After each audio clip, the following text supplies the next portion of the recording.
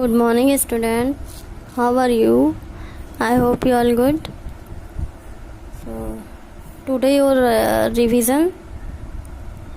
आज मैं आपको रिवीजन कराऊंगी और जो फर्स्ट चैप्टर है पार्ट फर्स्ट का, और वो है ऊँट चला।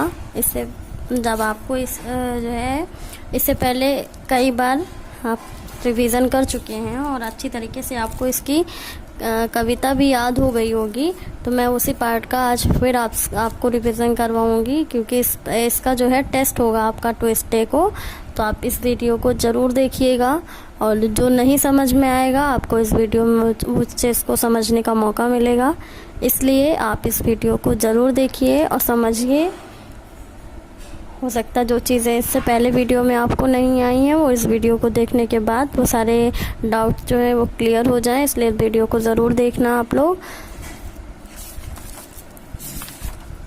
तो आज हम रिवीजन करेंगे चैप्टर फर्स्ट यानी पार्ट 1 का, जो है ऊँट चला, और कविता ऊँट चला है ये। तो ऊँट चला भाई ऊँट चला, हिलता डुलता ऊँट चला, इतना ऊंचा ऊँट चला, ऊँट चला भाई ऊँट चला, ऊंची गर्दन ऊंची पीठ, पीठ उठाए ऊँट चला, बालू है तो होने दो, बोझ ऊँट को ढोने दो, नहीं फंसेगा बालू में भी ऊँट चला, जब थक कर बैठेगा ऊँट, किस करवट बैठेगा ऊँट, सब बता सकेगा कौन भला, ऊँट चला भाई ऊँट चला। ये हमारी कविता थी, बहुत छोटी सी कविता थी, और इस कविता को याद करने में भी आपको कोई दिक्कत नहीं होगी। और सबसे पहले हम इस कविता का मतलब फिर से समझेंगे। और ऊँट चला भाई ऊँट चला, हिलता डुलता ऊँट चला। ऊँट कैसे चलता है? हिलता डुलता चलता है, एक स्थिर होके सीधे से नहीं चलता है वो। इतना ऊंचा ऊँट चला भाई ऊँट चला। ऊँट का जो है वो कैसा होता है? ऊंचा होता है, इसलिए कह रहा इतना ऊंचा ऊँट चला भाई ऊँट चला। ऊँट जो है वो उल्टा दुल्टा चलता है, और इसकी जो है ऊंचाई बहुत ज़्यादा होती है। ऊँट की ऊंचाई देख रहे हैं ना आप, बहुत ज़्यादा होती है। ऊंची गर्दन ऊंची पीठ, पीठ उठाए ऊँट चला। ऊँट की जो गर्दन होती है वो काफ़ी ऊंची होती है, और पीठ भी उसकी जो है वो काफ़ी ऊंची होती है, इसलिए ऊंची गर्दन ऊंची पीठ, पीठ उठाए ऊँट चला। ऊँट जब चलता है तो पीठ उठा के चलता है। तो हमने इतना जाना कि ऊँट चलता है हिलता डुलता, और इसका जो है इसकी जो ऊंचाई बहुत ज़्यादा होती है, इसकी गर्दन भी ऊंची होती है, पीठ भी ऊंची होती है।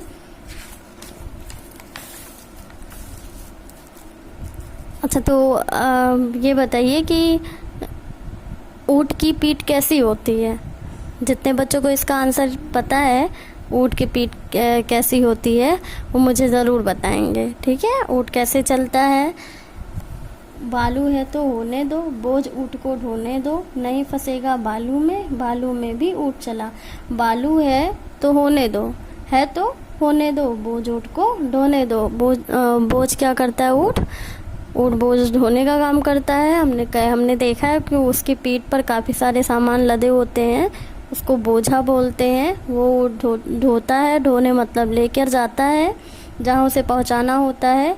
नहीं फंसेगा बालू में भी ऊँट चला। ऊँट बालू में बिल्कुल नहीं फंसता है, क्योंकि सबसे ज़्यादा जो ऊँट पाने वाली जगह कौन सी है? ज़्यादा बालू होती है, और बालू में ही उसे चलना होता है, इसलिए उसके लिए आराम होता है, क्योंकि उसका जो पैर है वो बालू में नहीं फंसता है, इसलिए वो तेज़ी से वहाँ से चल सकता है। जब थक कर बैठेगा ऊँट, किस करवट बैठेगा ऊँट, बता सकेगा कौन भला, ऊँट चला भाई ऊँट चला।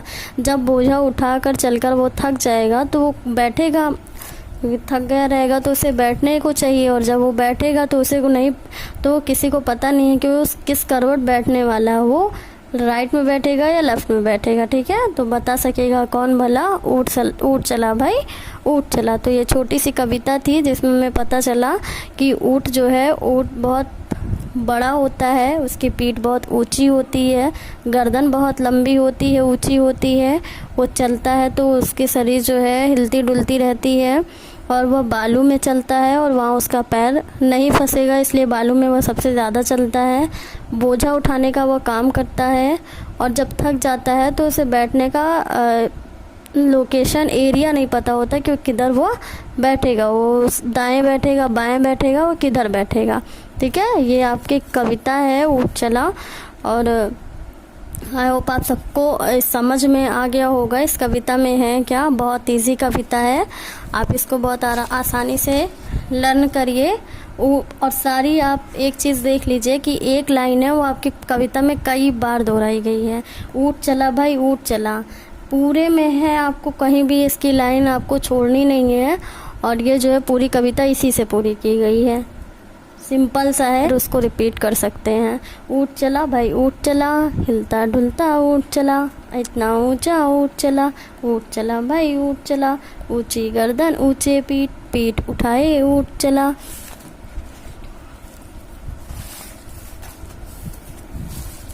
बालू है तो होने दो, बोझ ऊँट को ढोने दो, नहीं फंसेगा बालू में भी ऊँट चला।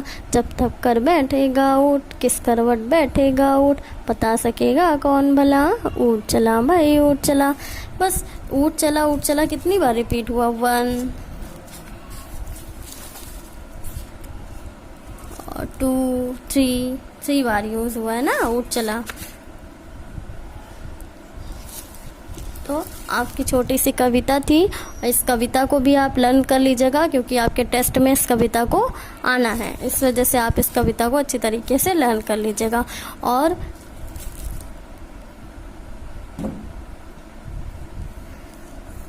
आपको जो पार्ट रिवीजन करा रहे हैं उस पार्ट को रटने की ज़रूरत बिल्कुल नहीं है। जब आप रटेंगे और समझेंगे नहीं, केवल आप उसको रट्टा मार के याद करेंगे तो कोई फ़ायदा नहीं निकलने वाला, क्योंकि जब तक रट्टा मारेंगे तब तक याद रहेगा, उसके बाद आपके दिमाग से वो चीज़ें उतर जाएंगी। टेस्ट दिया, मान लीजिए टेस्ट दिया आपने, उसमें लिख दिए, अच्छे नंबर पा गए, उसके बाद आपके माइंड से उस चीज़ों को उतरने में देर नहीं लगेगी। ठीक है, तो मार्क्स लेना और पेपर सॉल्व करना है, क्योंकि जब वो समझ में चीज़ें आ जाएंगी आपको तो वो हमेशा आपके माइंड में रहेंगी। और जब आप उसको लर्न करके ओनली करोगे तो केवल पेपर टाइम तक ही वो साथ रहेगी। मान लीजिए जिस दिन टेस्ट हो रहा है उस दिन आपने लिख लिया, 2-3 दिन बाद फिर अगर उस चीज़ का क्वेश्चन किया जाए तो आप नहीं बता पाएंगे, क्योंकि आपने रट्टा मार के उस चीज़ को कंप्लीट किया है। और अगर आप समझ के याद करेंगे तो समझ के याद किया हुआ हमेशा माइंड में रहता, चाहे 2 दिन बाद पूछा जाए या 10 दिन बाद पूछा जाए, उसका आंसर आपके माइंड में रहेगा और उस आंसर को आप आसानी से बता सकते हैं। इसलिए आपको समझ के याद करना है, रट के याद नहीं करना है। ठीक है, एक एक चीज़ को समझ लीजिएगा, जो नहीं समझ में आएगा उसको पूछ लीजिएगा, लेकिन गलत कोई भी चीज़ याद मत करिएगा और गलत कोई भी चीज़ समझिएगा नहीं। झटपट कविता पढ़कर मजा लो। अब ये सारी चीज़ें मैंने आपको बताई थी क्वेश्चन आंसर पर।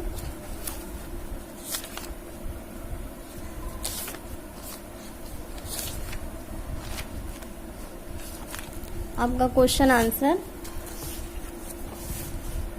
ठीक है, प्रश्नोत्तर। तो प्रश्न नंबर का है, ऊँट कैसे चलता है।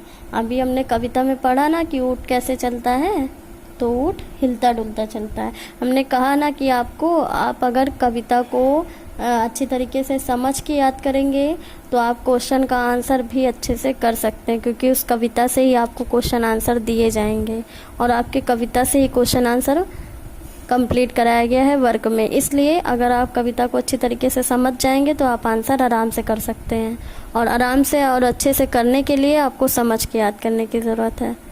ठीक है, रट्टा मारेंगे तो कुछ नहीं होने वाला है। अगर रट्टा मारेंगे तो केवल कविता ही याद कर पाएंगे, आपको क्वेश्चन आंसर के लिए भी रट्टा मारना होगा।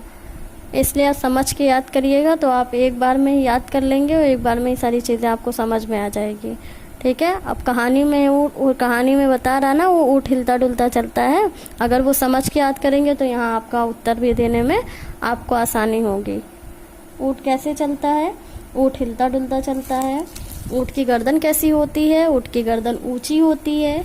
ऊँट की पीठ कैसी होती है, ऊँट की पीठ ऊंची होती है।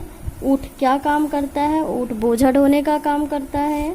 ऊँट का पैर कहाँ नहीं फंसेगा, ऊँट का पैर बालू में नहीं फंसेगा। बालू या रेत सबसे ज़्यादातर कहाँ पाया जाता है? बालू या रेत सबसे ज़्यादा रेगिस्तान में पाया जाता है। इससे पहले हमने आपको बोला कि ऊँट सबसे ज़्यादा रेगिस्तान में मिलता है, जहाँ बालू में उसे चलने में कोई दिक्कत नहीं होती है, इसलिए वह बालू में कभी फंसता नहीं है। दूसरा है खाली स्थान भरो, खाली जगह भरे का है ऊँट। फिर अब हमने केवल एक जगह पढ़ा है कि ऊँट कैसे चलता है।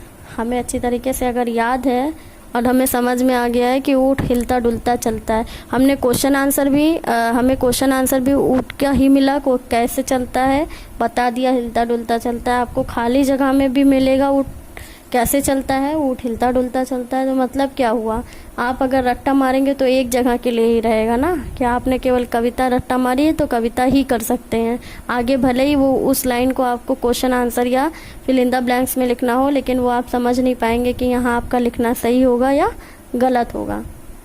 तो आपको अलग से खाली जगह और अलग से सही गलत याद करना होगा, उसको भी आपको रट्टा मारना होगा। इसलिए हम बार बार बोल रहे हैं, आप समझ के याद करिए। आप समझ के याद करेंगे तो एक जगह समझ के याद करेंगे तो सारी जगह आपको आसानी लगने लगेगी। ठीक है। दूसरा है ऊँट कहाँ नहीं फंसता, ऊँट बालू में नहीं फंसता है। ऊँट क्या उठाकर चलता है, ऊँट पीठ उठाकर चलता है। ऊँट क्या ढोता है, ऊँट बोझा ढोता है। सही गलत है, ऊँट छोटा होता है, नहीं, ऊँट बड़ा होता है, ऊंचा होता है। ऊँट बालू में फंसता है, नहीं फंसता है। हमने अभी तक यही पढ़ा कि ऊँट बालू में नहीं फंसता है। ज़्यादातर रेत जापान में पाया जाता है, गलत है, ज़्यादातर रेत जापान में नहीं पाया जाता है। ऊँट की पीठ ऊंची होती है, ऊँट की पीठ सही है ऊंची होती है। ऊँट बोझ उठाता है, हाँ ऊँट बोझ उठाता है। जब समझ जाएंगे तो हम इन सारी चीज़ों को आसानी से चुटकी बजा के कंप्लीट कर सकते हैं। ठीक है। अब क्वेश्चन आंसर आपने लर्न किया और रिक्त स्थान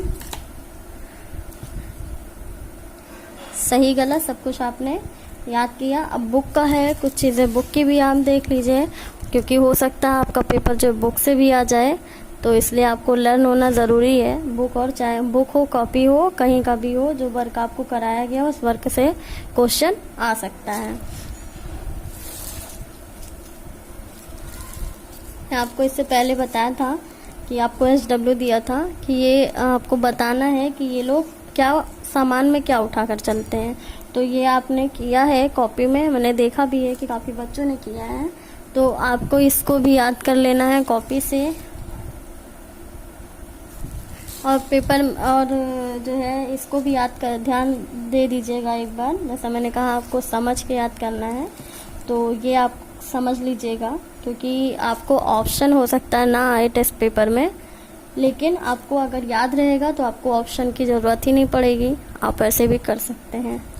तो इसलिए बता दे रहे हैं कि आप इसको समझ के याद करिएगा, क्योंकि बहुत इजी है। वो जैसे ऊँट है, सूट बूट, बालू आलू चालू कालू, फस धस थस जस, चला गला कला भला, जब तब कब, आप ऐसे मिलते जुलते आपको शब्द लिखने हैं। इसको भी एक बार ध्यान दे दीजिएगा। और बहुत छोटा सा आपका ये पार्ट है, बहुत छोटा है, इसको आप अच्छी तरीके से जो रिवीजन कर लेंगे तो आपको जो है टेस्ट देने में भी प्रॉब्लम नहीं होगी। और क्वेश्चन आंसर भी बहुत छोटा छोटा है आपका, उसको भी याद कर लीजिएगा। कविता भी आएगी आपकी, इसलिए कविता भी 8 लाइन की आपको याद करनी है। और ऊँट के बारे में ही पूरी कविता है, तो आप ऊँट के बारे में जानेंगे तो कविता अच्छी तरीके से कर ले जाएंगे। कविता लर्न कर ली, question answer fill in the blanks और ट्रू फॉल्स सब कुछ आपका हो गया। सही गलत, खाली जगह और प्रश्न उत्तर सब कुछ आपका आसानी से हो जाएगा अगर आपने कविता अच्छे से याद कर ली है तो। ठीक है। तो इस कविता को अच्छी तरीके से याद कर लीजिएगा। बस एक सिंपल सी चीज़ है, ऊँट है, ऊंचा होता है, पीठ उठा के चलता है, गर्दन लंबी होती है, बालू में नहीं फंसता है, रेगिस्तान में मिलता है, और बैठेगा किधर ये किसी को पता नहीं है। तो ये सारी चीज़ें, सारी कविता जो है वो ऊँट के साथ ही हैं, ऊँट के लिए ही हैं। तो मैं इसको याद करने में और बहुत 1 2 3 4 5 6 7 8 9 10 11 12 13 14 ओनली 14 यानी 14 लाइनें और बहुत शॉर्ट शॉर्ट दी गई हैं। आपको पूरी कविता अच्छी तरीके से याद कर लेनी है और जो भी आपको लिखने के लिए टेस्ट पेपर में आएगा वो आपको पूरा कर लेना है, ठीक है। उसके बाद आपको आप जब समझ के याद करेंगे तो कोई भी क्वेश्चन ऐसा नहीं है जो आप ना कर पाएँ, सब कुछ अच्छे से कर सकते हैं। इससे पहले जब मैंने आपको बताया था 2 से 3 बार आपको रिवीजन भी कराया है, तो आप कॉपी और किताब दोनों से याद करिए।